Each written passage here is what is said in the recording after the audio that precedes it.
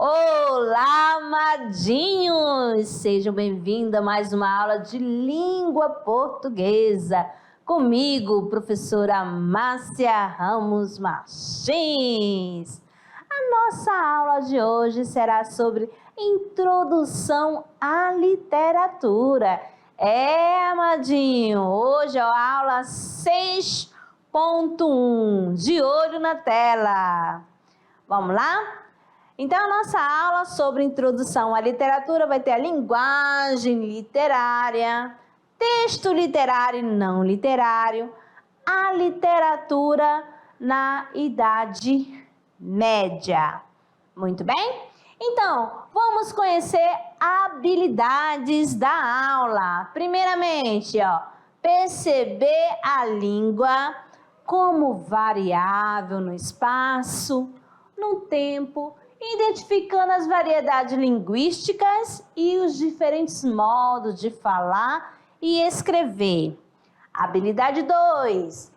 Acessar a diversidade de textos e obras produzidas por autores da literatura brasileira e universal, reconhecendo as características composicionais. Então, aqui para vocês, as duas habilidades da nossa aulinha sobre a introdução sobre literatura. Como sempre, a gente começa, com o texto atual, Então, para que serve esse texto atual? Amados, para ampliar o conhecimento, Vai falar sobre o quê? Vamos lá? Vamos saber o que vai falar esse texto atual? Vamos lá, de olho na tela. Olha só, já traz aqui a importância do hábito de ler. Então, aqui existem 3 objetivos distintos para compreender a importância do hábito de ler. São eles: ler por prazer, ler para estudar, ler para informar-se. Através dos registros escritos, descobrimos e aprendemos culturas, histórias e hábitos diferentes. Compreendemos a realidade, o sentido real das ideias, vivências, sonhos e etc.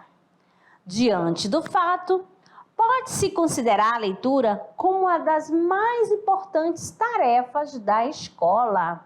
É importante ressaltar a importância do professor como mediador e estimulador deste hábito. Através da leitura realizada com prazer, é possível desenvolver a imaginação, desenvolvendo a escuta lenta, enriquecendo o vocabulário, envolvendo linguagens diferenciadas. A leitura voltada para o estudo é mais cobrada pelos professores desde o início do ensino fundamental e deve ser suporte do aluno como fiel hábito. A leitura dinâmica e descontraída é uma das melhores formas de adquirir informações. O ideal é que se aprenda a ler textos informativos, artigos científicos, livros didáticos, paradidáticos e etc. Então, amadinho, aqui um texto para incentivar vocês a questão, para mostrar a importância da leitura. Por que a gente deve ler? Tanto que aqui na nossa aula a gente tem um espaço que a gente divide com vocês, que é o clube de leitura, não é mesmo? Que a gente sempre dá uma dica de livros, do romance, de cada período. E você lendo, é claro que você vai entender, vai fazer aquela relação com cada período literário, com cada época, com cada estilo, além de ampliar o seu vocabulário, não é mesmo? Então vamos lá, vamos dar sequência aqui na nossa aula e faça um questionamento. O que é literatura? O que você entende de literatura?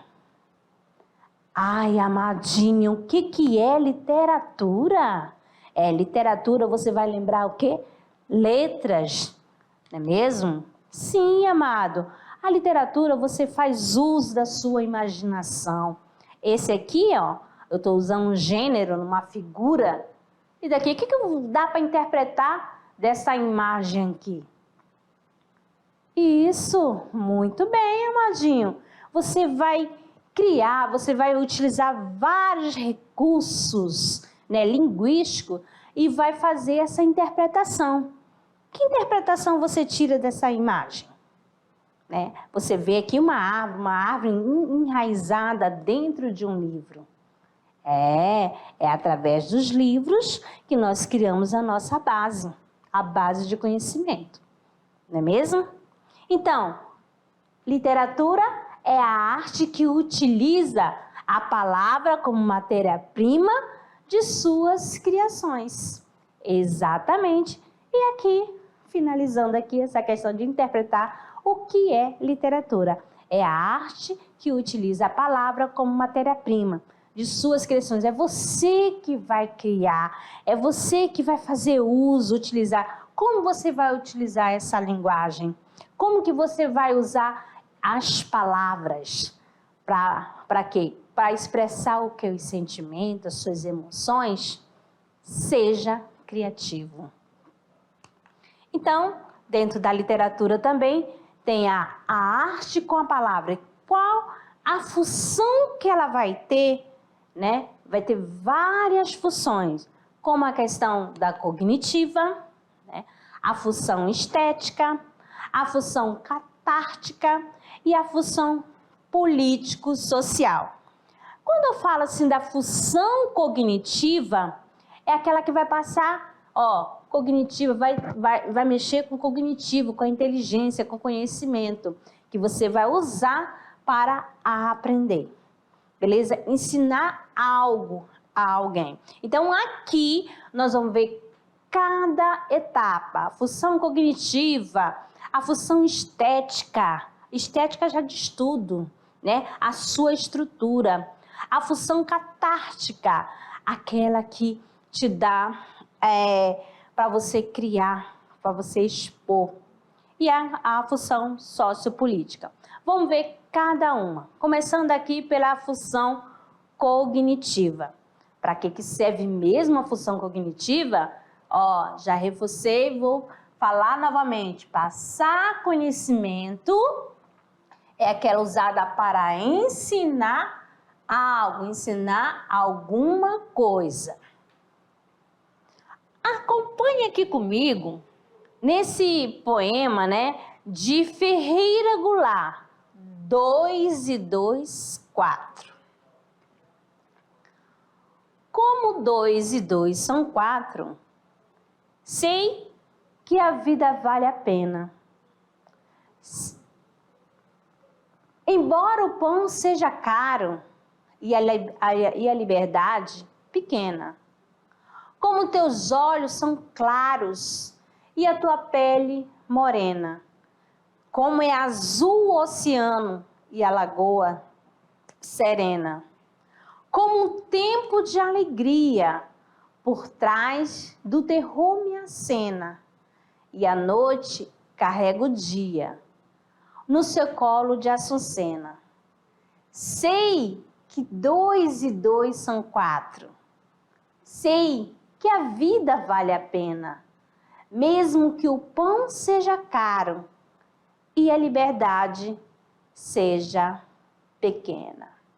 Ou melhor, e a liberdade pequena, Ferreira Goulart. Então aqui o que está se destacando aqui é a função cognitiva, é a função de passar um ensinamento, passar algo a alguém. Belezinha? Belezinha, professora? Vamos lá conhecendo mais outra função. E agora você vai prestar atenção da questão da estética. Aqui, nessa primeira cognitiva, é o conhecimento. E na estética, olha só, é a estrutura. Veja bem, esse poema aqui é de Olavo Bilac. Você vai lembrar de Olavo Bilac lá no parnasianismo, né? Ele faz parte lá do poeta parnasiano, aquele que se preocupa com a forma, com a perfeição, beleza? Vamos prestar atenção aqui nesta poesia aqui, Profissão de Fé.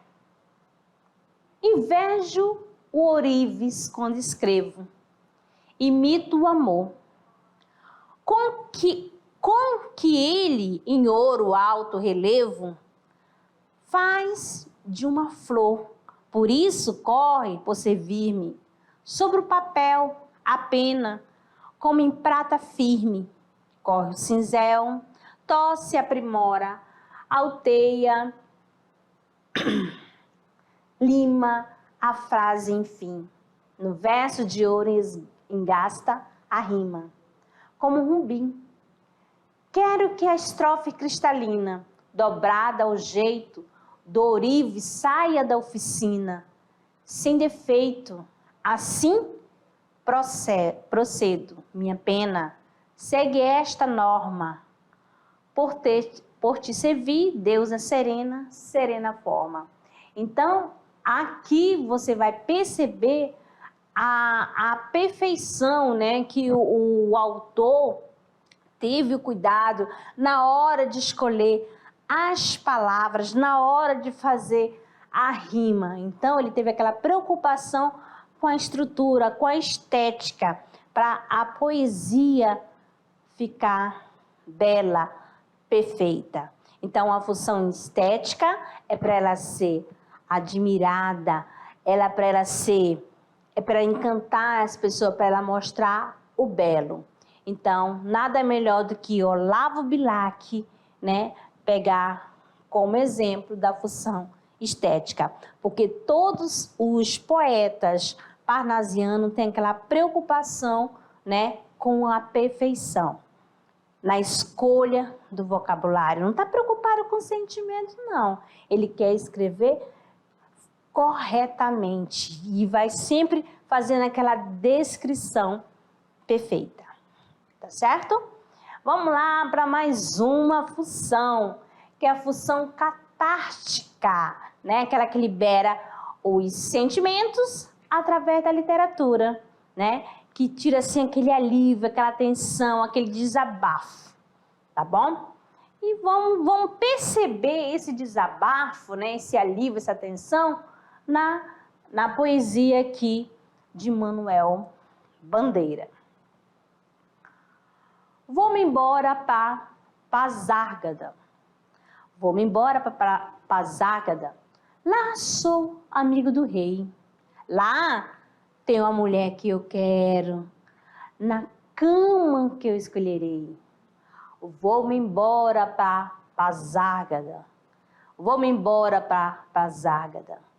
Aqui eu não sou feliz. Lá a existência é uma aventura, de tal modo inconsequente que Joana, a louca da Espanha, rainha e falsa demente, vem a ser contraparente. Então você percebe aqui essa questão do desabafo dele querer ir embora, dele ficar livre das tensões. Então, amadinho, preste bastante atenção nessa questão. Qual é a função de cada poema? O que o autor quer passar? Vamos ver mais outro exemplo aqui, mas só que você vai ficar ligado na questão política social, que é aquela poesia enganjada. Enganjada com o quê? Com o que está acontecendo no momento, né? Então, fique de olho aqui, ó, acompanhe comigo. Aqui é a função político-social. Temos aqui aquela que interfere na sociedade, tem a opinião de pessoas, como eu falei, engajada, comprometida com a defesa de certas ideias políticas.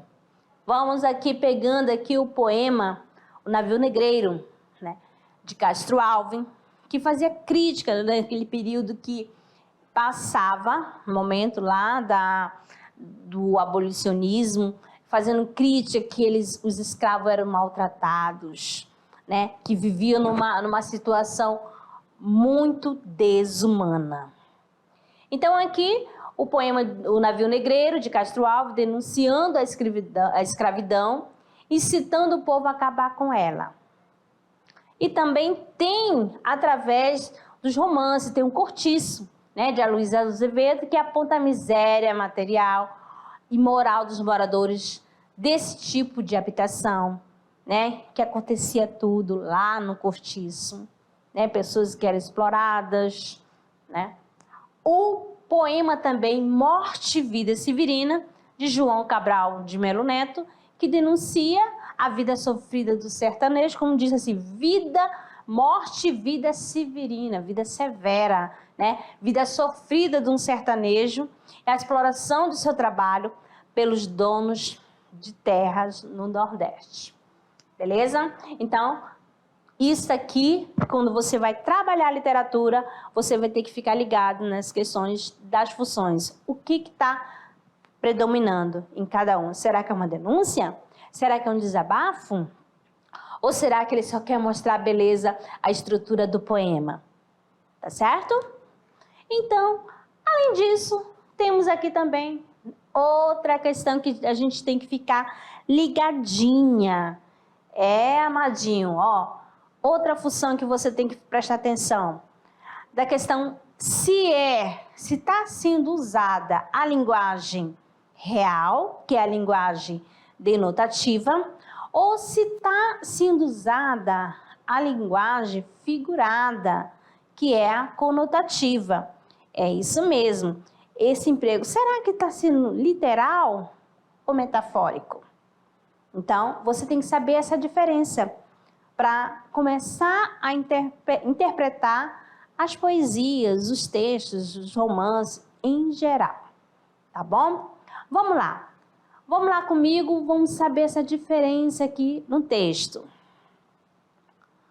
Se você é uma dessas pessoas que não tem sorte, quando vê a luz no fim do túnel, corra, pois é um trem. Analisa essa pequena frase, essa pequena mensagem aqui.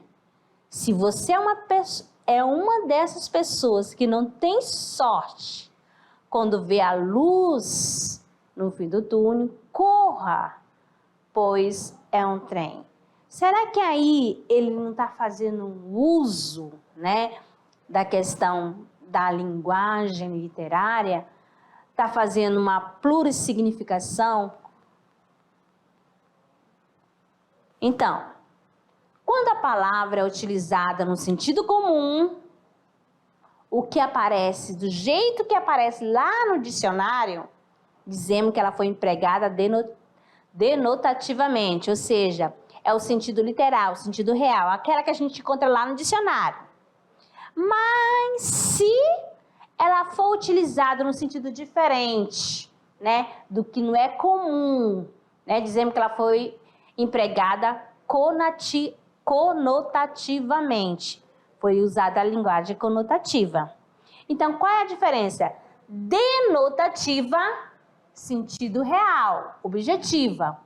Conotativa é a figurada, que dá abertura para você interpretar de várias maneiras, tá bom? Denotativa única, dicionário literal, e conotativa mais ampla. Então, quando eu falo de denotação e conotação, o que a gente vem aqui, ó? Denotação, ó, restritar, significação restritar, palavra com sentido comum, né? Aquele que a gente encontra lá no dicionário. Palavra utilizada do modo que? Objetivo. Linguagem exata, linguagem precisa. Tá bom? Se eu falar fogo, é fogo mesmo. Se eu uso a questão, a palavra, vamos dizer assim, leão, é leão. Leão mesmo, animal. Onça, a mesma coisa. Diferente se eu falar assim, vi um leão no zoológico. Esse leão aí tá no sentido denotativo, leão mesmo, animal. Mas se eu falo assim, meu irmão come como um leão. Ó, esse leão já está fazendo uma comparação, já é mais ampla. Que ele é faminto, que ele come muito, que ele é goloso. Tá bom? Mais uma aqui para a gente analisar com calma, amadinho. Qual é o sentido? Você vai observar aqui as imagens que a gente trouxe. Presta atenção aqui na primeira, na segunda e na terceira. Tudo passa, tudo muda. Qual é o sentido? Qual o sentido? Conotativo ou denotativo? Aí vem aquele questionamento, né? Se eu falo da uva passa, tá no sentido real, mas só que aqui ele fez uma brincadeira, né? Fazendo uso da uva passa, fazendo uso de várias mudas. Muda a planta? Passa a uva ou passa de ação? Vocês estão conseguindo entender? Vocês estão conseguindo interpretar essa questão? Analisar junto comigo? Amadinho, quando eu falo tudo passa. Passa, mas a ação? Que já passou o tempo, que já acabou? Tudo muda de mudança? Ou muda de planta? Viu só? No texto literário, dá essa questão para você fazer essa análise, tá? A plurissignificação de uma palavra. Aqui tem outra, gata. Por você, eu viro até a teu dispor, sua linda. Então aqui, ó, esse gata aí, qual é o sentido? Denotativo ou conotativo? Então, chegando aqui, a conotação. Essa conotação é o sentido figurado, né? Significa que ela está sendo utilizada em outro sentido, no sentido metafórico, né? Aquela cujas palavras expressam o enunciado ganham um novo significado em situações e contextos particulares de uso. Por isso que é necessário que a gente não, para analisar a palavra, tem que estar dentro de um contexto. Fora do contexto não tem como. Se eu pegar fogo, analisar, não tem que será que eu não posso dizer se fogo está no sentido real ou no sentido figurado. Vai depender do contexto. Vai depender de onde ele está sendo empregado, onde ele foi empregado. Tá bom? Aqui. Rede social. Essa Chagas aqui, que está fazendo uma crítica, né? Você vai olhar para esse gênero e vai analisar. Rede social. Aqui em casa é outra coisa. Rede social aqui em casa é outra coisa. Então, amadinho, se eu for analisar aqui, será a rede, o local onde eles estão deitados? Ou rede, que rede social é essa? A questão da internet. Que rede é essa?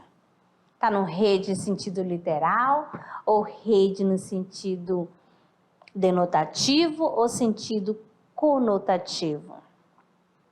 Então, se tiver isolada, não tá como analisar. A gente tem que saber, né, analisar dentro de um contexto. Belezinha? Então, nesse caso aqui, essa rede social é porque ele faz a divisão com a família no coletivo, que é essa rede social. Tá bom? Vamos aqui para a conotação dentro do texto, né?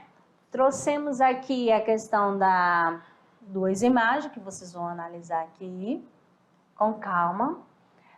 E vamos ao texto. Eu vejo um avião no céu que vai para onde você mora. Eu sinto a toda hora essa coceira, este calor.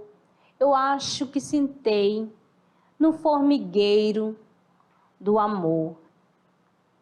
Então, aqui você pode perceber que esse formigueiro do amor está no sentido conotativo, né? Então, a conotação está presente também nas músicas, nas poesias, nos romances, porque é onde você vai usar a sua imaginação, vai mexer com os sentimentos.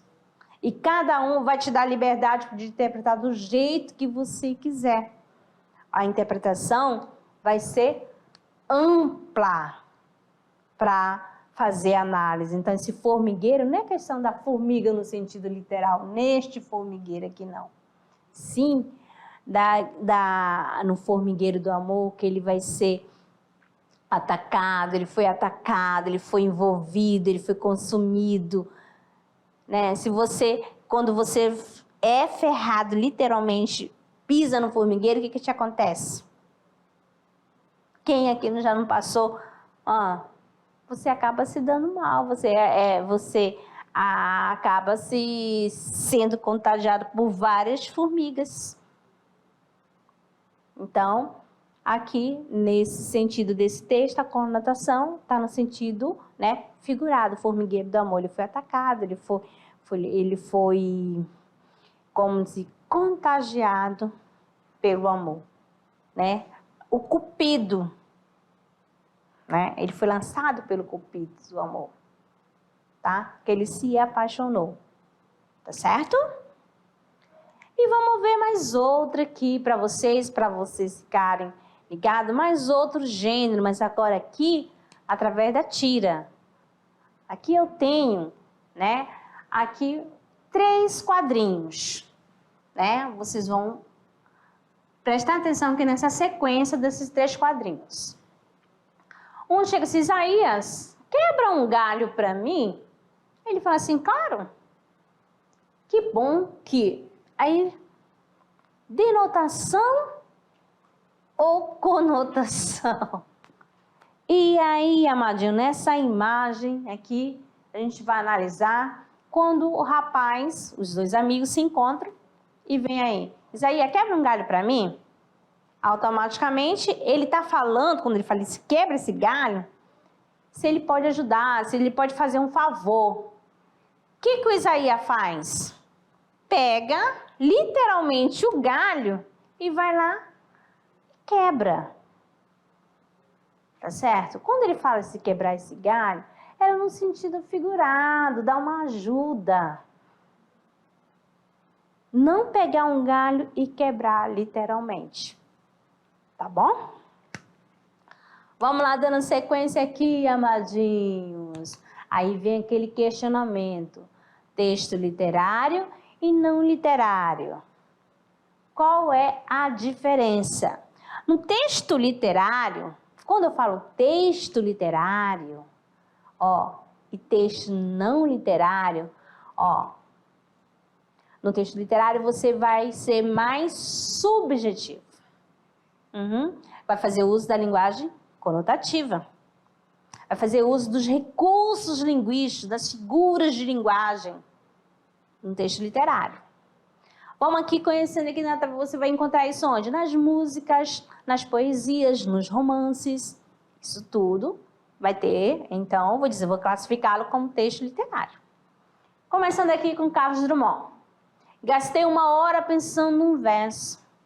Que pena, não quer escrever. Que a pena não quer escrever. No entanto, ele está cá dentro inquieto, vivo. Ele está cá dentro e não quer sair. Mas a poesia deste momento inunda minha vida inteira. Carlos Drummond de Andrade. Então, aqui nessa poesia é um texto literário. E um texto literário, onde eu posso encontrar? Ó, em revistas, noticiários, né? Artigo científico, é um texto não literário, né? Então, aqui é um exemplo nos jornais, você encontrar texto não literário, porque é um texto que vai trabalhar, né, com a linguagem referencial, com a linguagem real, com a linguagem objetiva, tá? Que vai passar a informação literalmente do jeito que ela é. Mais outro texto literário. Aqui tem a música de Luiz Gonzaga e Humberto Teixeira, Asa Branca. Quando olhei a terra ardendo, qual fogueira de São João? Eu perguntei, ai meu Deus do céu, ai, por que tamanha judiação? Que braseiro, que fornalha, nenhum pé de plantação. Por falta d'água, perdi meu gado, morreu de sede. Então, aqui também na música você encontra texto literário. As características do texto literário. Temos aqui, qual é a função? É a função estética, né? Que vai preocupar com a estrutura da poesia. Vai recorrer à função poética e emotiva da linguagem. Vai fazer uso de uma linguagem conotativa e polissêmica, porque vai ter vários sentidos, vários significados, né? Vai te dar abertura para você interpretar de uma forma, eu posso entender de uma forma, outra pessoa entende de outra. Então, por isso que é polissêmico. Leva à recriação pessoal subjetiva da realidade e vai fazer uso da figura de linguagem, que são esses recursos estilísticos, né? Para escrita, através da simbologia, da beleza, da musicalidade, da harmonia. E nesse texto literário, você vai fazer da questão da sinestesia, da metáfora, da comparação, da hipérbole, que é o exagero. Tudo isso você encontra no texto literário. Já no texto não literário, o que nós temos? A informação objetiva, como neste exemplo aqui, ó. Na madrugada do dia 31 de março de 1964, um golpe militar foi deflagrado contra o governo legalmente constituído de João Goulart. A falta de reação do governo e dos grupos que lhe davam apoio foi notável. Não se conseguiu articular os militares legalistas. Também fracassou uma greve geral proposta pelo Comando Geral dos Trabalhadores, CGT, em apoio ao governo. Então, aqui você vê uma notícia, né? Uma notícia, uma informação, né, do golpe militar de 1964, né? Nesse período aí. Então, esse texto aqui é uma informação, é um texto objetivo, né? Tem o objetivo de passar uma informação. Faz uso da linguagem referencial, que é aquela linguagem objetiva. Tá certo? E faz uso, então, se faz uso de uma linguagem objetiva, então, a presença da denotação. E quais as características do texto não literário? Ou seja, aqui, ó, a função é utilitária, referencial, faz uso, né, da linguagem denotativa e clara, relata fatos reais de forma impessoal e não faz uso da figura de linguagem.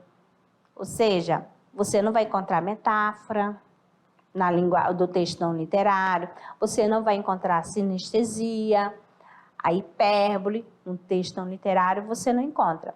Quem faz uso das figuras de linguagem é o texto literário, não o literário, não literário. Belezinha?